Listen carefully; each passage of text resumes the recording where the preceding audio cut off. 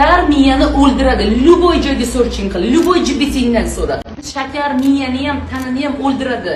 Sahrni diabetga olib keladi, kasal qiladi, insulin bo'ladi, odam insulin rezistentlik bo'ladi.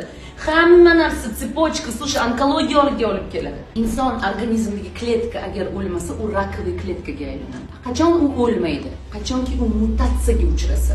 A kletka qachon mutatsiyaga uchraydi? Qachon unga bezoстановочно shakar bilan uglevod yedirsang.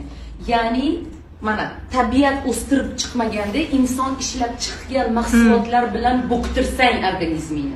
O'shanda kletka sekin asta уже mutировать qilishni boshlaydi. Shuning uchun 23 yoshli qiz onkologiya, rak grudi, 25 yoshli bolada sahrli diabet, 4 yoshli bola sahrli diabet. Qayerdan bu?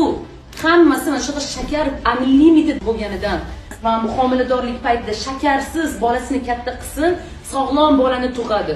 Biz nima homiladorligimizda shokolad olib keling, shokolad olib keling, tort yegim kelyapti, bu bo'ktiradi shakar bilan. Bola hali endi embrion shakllanyapti, уже ichida zamburug'lari bilan, shokolad o'sha nima deydi, shakarlari bilan.